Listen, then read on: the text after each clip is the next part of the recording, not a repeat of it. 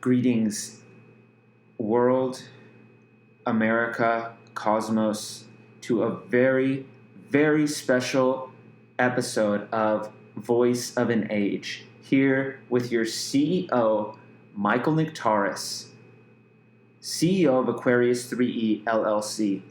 We're going to dive right into it. These past few days, from January 4th until January 7th, we went on a trip to Washington, D.C. The President of the United States of America, Donald J. Trump, called us to go on this trip. As you can see here in this photograph, this is a 2020 President Donald J. Trump bill that a gentleman on an Alaskan Airlines flight gave to me. It's a very nice photograph. It's a very nice bill, and I'm very thankful that the person gave it to me. Met a lot of nice people on this trip, and that's what I'm going to talk to you about today. Here you can see we're on in an Uber ride on the way to the airport, and I got my hat and my mask, or I keep slightly under my nose because I still need to breathe, and we all know the masks don't work. Here I am at the San Francisco International Airport, next to a sweet double-necked guitar. I have my own guitar strapped on. I initially was not going to bring my guitar, but my wife was like, you should bring it. And actually, my wife was the one who propelled and planned the entire trip. I initially did not plan to go. I didn't want to go. I thought maybe it was too far or this or that, and just stay in San Francisco and support in my way. But I'm very glad I went. It's an unforgettable experience.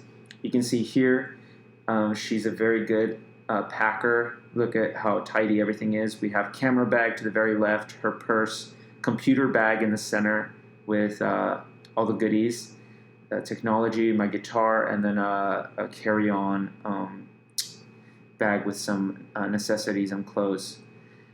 Just so happens we had a layover flight in Los Angeles International Airport, and I spent some time in Los Angeles. I went to UCLA there, so it was good to be back in that zone.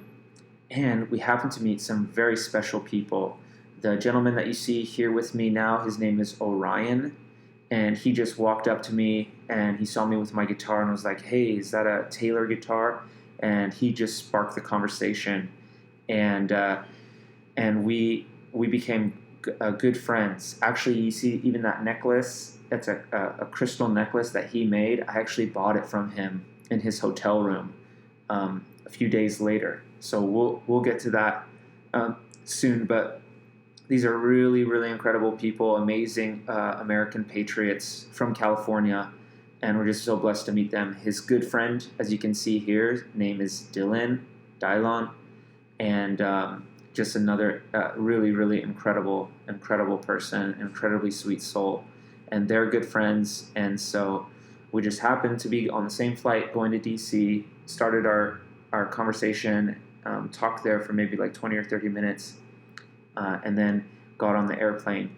Here you can see the broskies. We all just hugging each other, That's just kind of how relationships start. You don't know why or how they start, but I think it's all arranged by heaven, whatever you want to call it, God, spirituality, destiny, nirvana, nothingness, or whatever you want to call it. You're supposed to meet certain people in life, and it's a privilege to get to meet those people. So we were on the airplane, landed in DC, and guess what? We got on the metro station in DC, and I was trying to recharge my card so I could get out of the metro because I didn't have enough money in it, and some kid came and robbed me. He took my wallet and ran off with it. I started screaming really loud, hey, hey, like really loud. And thankfully, he just took the money and he left the wallet. So I still have my credit cards and my ID and all that stuff. So he took like $130 or something like that. And, it's sad. I don't wish anything bad on him, of course, because, if he keeps doing that sort of thing, it's going to come back to him, right? We all know that. So I hope he can turn his life around and maybe buy some nice food or some nice shoes for himself with that money. Anyway, I try to explain to people, like, when you lose, when bad things happen, it's always your initial reaction, your initial response to that loss, right? When you lose, if you take it really big, like as a huge defeat, it actually does become a huge defeat, right? So you can imagine something like that could totally, ruin my trip. If I said, dang it, I'm so unfortunate and the world hates me and this guy robbed from me and this stinks and this and that, that totally could have tarnished our trip in DC, but I did not allow that to happen. Absolutely not. The song that came to my mind was Tom Petty's I Won't Back Down song. And I won't back down. No, I won't back down. You can stand me up at the gates of hell, but I won't back down. Yes, I'll stand my ground, won't be turned around. And I'll keep this world from dragging me around. Yeah, I won't back down. So, right, that's what happens in life. If you're doing something and you're kind of at the front lines, bad things are going to happen. That's just life. If bad things never happened, then maybe you would never cherish the good things. But anyway, here we are. We decided to take a walk outside in DC. We got home to our Airbnb pretty late, but we wanted to walk because we'd been in an airplane and airport for a long time. And so here's a cool picture of Ben Franklin. He's a very extraordinary person. He walked these very streets in Washington, D.C. that we were walking. And he has a great quote. It's something to the effect of either write something worth reading or do something worth writing. And I like to think I'm actually doing both of those things simultaneously. Like, some people inspire art and some people create art. I think I am a special situation. I can actually do both of those things. Like, wherever I go, I'm constantly creating. And not only that, like, the field I emit, like, makes other people want to create as well.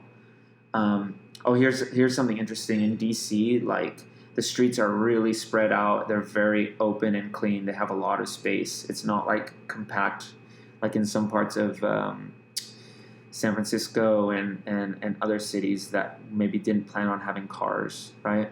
But anyway, the crosswalk, you can have like up to a minute to make a crossing, right? So that's a long time. You could like run back and forth 20 times during that, Here's a photo of me in front of Ted's Bulletin. I actually lived in D.C. with a friend of mine named Brick, who lived in D.C. Working for the government, and this was like our favorite place to go to, Ted's Bulletin. It's like American-style cuisine, really yummy food, and so we would go there, I would say almost weekly, and hang out and talk and meet other people. And then here's a picture of me in front of the man, George Washington. This is a very high-level person, as we all know. They actually wanted to make him king, but he refused. He only served the 2 terms of presidency, but is a very courageous person, and probably the country doesn't exist without him. So very blessed to have this photo in front of him. It's kind of a funny photo. It is vital that man never misses lunch. And that's what I find with all these kind of high-level people is they do have this sort of light-hearted attitude about life. Even if they seem very serious, they have a good sense of humor. And I think every great man should have that. Here we are in front of the Capitol, which a few days later would be invaded by Antifa. As we all know, American patriots would not invade their own capital. Maybe some foolish people, maybe some naive people kind of went along with what was going on, but I know that they truly regret that. But it was clear that this was an Antifa sting operation or false flag operation. But I actually think the good guys, the white hats, actually wanted Antifa to do what they did. to basically incriminate themselves. They caught it all on camera, and so all those people will go to jail and face penalties. So anyway, and so when I was there, I wrote a letter to Donald Trump on Twitter and Facebook, basically saying that I really admired what he had done for the country, the sacrifice he had made, giving up his billionaire lifestyle to work for the American people and only for the American people, and meanwhile he has not too many people on his side in that building. I think Julian Assange said, when it's all said and done, 98% of Washington, that's a lot, 98% of Washington will face some kind of retribution, criminal charges for the things that they were doing. So I basically thanked him, and I believe that he will serve for 4 more years as the President of the United States. I'm very confident in that, regardless of what the news may tell you. And anyway, so then we went home, went to sleep. And so here we are. This is my outfit for the day. I got some cool Freebird shoes that I got in San Francisco, my MAGA hat, and a Bulls 45 jersey. For those of you who don't know, this is actually a jersey that Michael Jordan wore. Michael Jordan, most people know who he is. He's a very, very famous person, incredible basketball player and personality.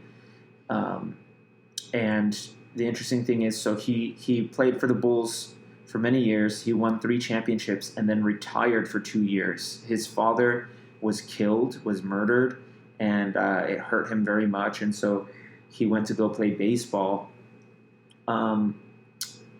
for 2 years. And I think when he played baseball, he wore 45, which I think has to do something with his dad, which either 45 was his age when he passed away, or maybe it was a significant number to him. But anyway, that's Michael Jordan had changed his number. And then when he came back to the Bulls, he initially wore this 45. There's a couple reasons why. One is that he kind of wanted to go away from the 23 thing and kind of reinvent himself. 2, 3, 4, 5. It's interesting, right? 4 plus 5 is 9. 9 is a very powerful number in the universe. Anyway, another reason that I heard was that some people actually stole his jerseys when he came back, which is crazy. But anyway, he wore that 45. And there's a very famous lyric, Jay-Z song. He says, "You come back like Jordan wearing 4-5." And I always think about that. So we also know that President Donald J. Trump is the 45th president. So I wear that to represent Michael Jordan, also represent Donald Trump. I can wear it around San Francisco, and subliminally support my president, even though it's still hostile here to support President Trump. And, the stories, I think, are similar, right? Because Jordan won those 3 championships, and then he wanted to come back, and everyone was like, no, he's too old. He can't do it again. He doesn't have the game. And after 1 year, he played 1 year, and then the next 3 years, they won 3 more championships. So that's what I do believe will happen with President Trump. Here you can see me it's a bike ride share, Capital Bikes, similar to what we have in San Francisco, like a Bay Wheels bike. And so we got a 3-day pass for that and used it to go all over the city. I actually even used it to deliver some Postmates food, which was a ton of fun. To be able to have that ability to walk and take a car and ride a bike, it just opens up a lot of windows. And so we were taking this to go to the Supreme Court. And here we are at the Supreme Court. Initially, we were going to go to the Ellipse, right? But it was a little bit further. But we already saw people gathering here. And we thought, this is cool. Maybe we could join them. And so I actually brought my guitar and actually had an opportunity to sing a song that I wrote called Donald Trump, He's the Man. So let's take a second to listen to that. We're strengthening our borders so our children can be safe with freedom. And don't forget the 9/11 Victims' Compensation Fund. It took 2 presidents and 18 years until President Trump gave those heroes their due. Donald Trump, he's the man, and his will is his command. So the Statue of Liberty can glow. Have no fear, just have hope. Donald J. Trump will rope a dope. And as one nation, make America great again.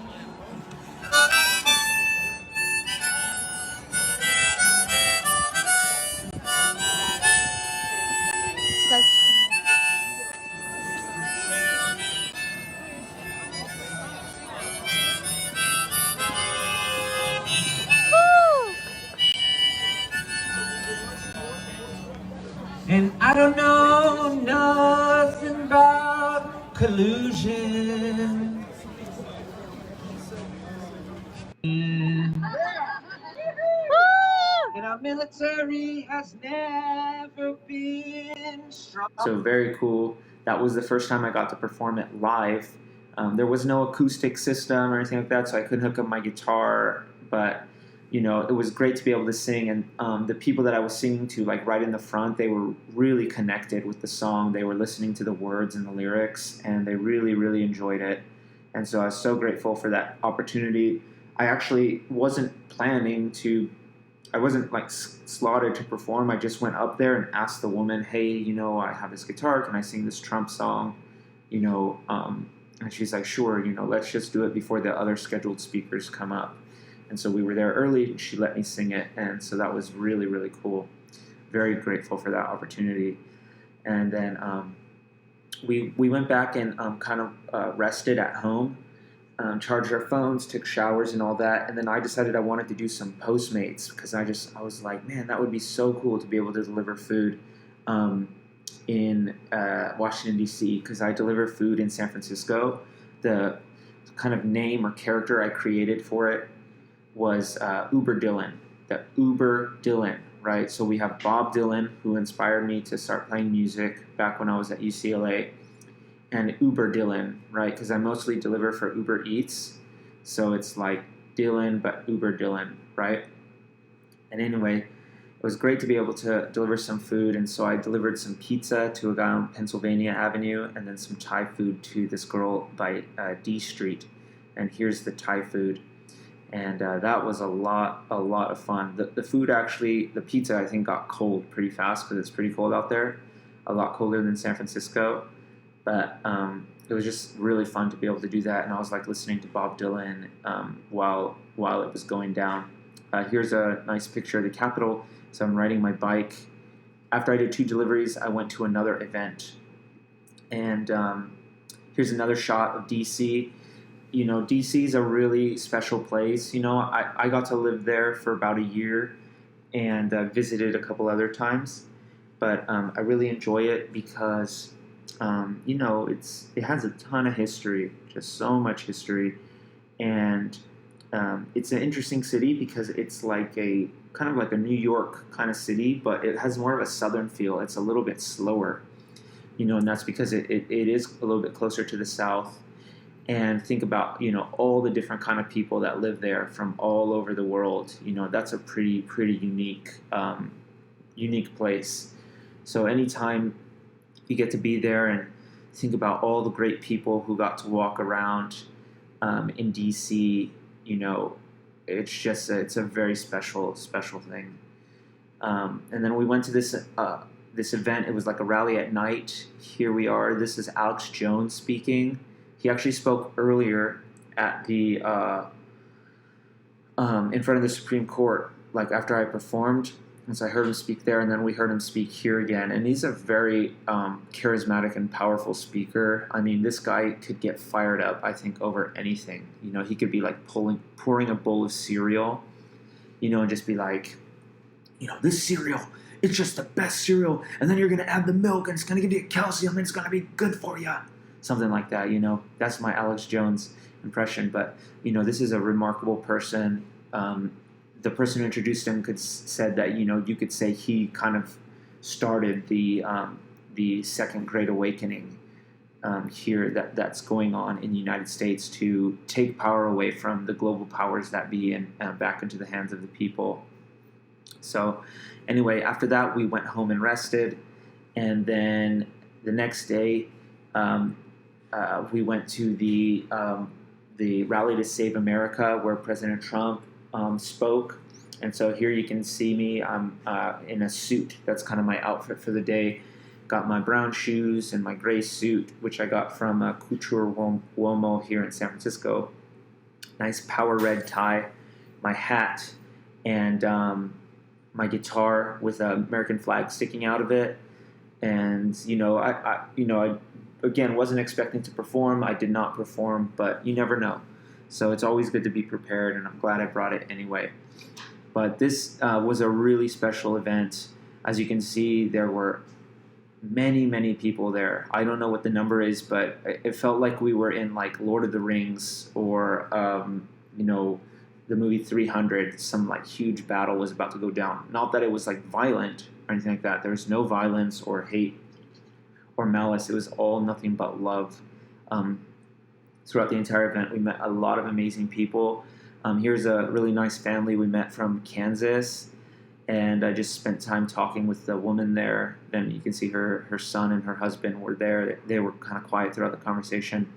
But, she was just talking about how important it is for Americans to, just kind of stand up at this moment in history, and work for what they want, work for what they have. Here's a nice photograph of a gentleman named Vladimir. He's actually from this former Soviet Union. He told me that he's a Russian Jew who was able to escape the Soviet Union, which is communist. And he said that Reagan actually pressured the Soviet Union to release their Jewish population if they wanted to leave. But he said he was actually worried about America. He felt that things in America were worse here than they were when he was in the Soviet Union. Of course, he wasn't there like in the 20s and 30s, right, when the Soviet Union was like at its peak and they were killing their own people in masses. He was there toward the tail end when the Berlin Wall ultimately fell in, I believe, 1988, the year I was born. And anyway, he's, could tell he had a thick accent. He was like smoking some tobacco out of a pipe, which was pretty cool. He had a cool beard. But it's just an amazing person, and it was very cool to be able to speak with him. Here were some women. They're from upstate New York that we made a friendship with, and just really enjoyed being there with them. June actually wore heels to the event, high heels, and the woman there with the Keep America Great hat actually lent her Uggs, gave her Uggs to June so that June wouldn't be so cold. And then here we can see a picture of another couple, a mixed couple, an American man and a Vietnamese woman, and it's really cool to be able to hang out and meet them as well. The Vietnamese woman said that she liked to wash her husband's feet, and he said like it wasn't necessary for her to do that, but she said that she wanted to, and she really liked to take care of him. And then my wife said that she likes to cut my nails, which is true, and that when she cuts my nails with a calm heart, the nails are cut well, and when she's kind of like not in a good state, the nails are cut sloppy, which I can attest to as well. So it was great to be able to hang out with them and meet them. We also met some other people from Maryland that are not in this picture, but they were just really great people, and just overall the sort of love and compassion that was in the air, the love of the country, and everyone kind of gathering for the historic moment is really special. Anyway, and afterward, we actually met up with Dylan and Orion and went to New Big Wong restaurant, which is a really funny name. I said, oh, finally, a Chinese restaurant that accurately describes me, just making a joke, And so, what is that? Xin Da Da Zhu Jiu Jia, the New Big Wong alcohol house. That's what the Chinese would be. So we went in there to kind of get some dinner. And then actually in here, you can see this photo with this man. His name is Tom, and he's from Arkansas. And I don't know, as soon as he came in, he like started talking to me, and he said that I looked like an Italian man he used to kickbox with back in the 80s. And I told him I was actually born in 1988. I didn't think he thought I was that young. But I said, no, that wasn't me. But when I lived in D.C., I boxed. And then I don't know, like some people, they're just like so full of life and happiness, you know, that you just kind of fall in love with them like right away. And so it was just really fun to be able to hang out with him and talk to him. And I don't know, I stood up and shook his hand. And then after I left, I also, you know, said farewell to him. And it's just a really, really special moment. But I'm going to take a break now because I need to get some water, and we'll continue this Voice of an Age episode. I would say we're probably about halfway through. Talk to you guys soon.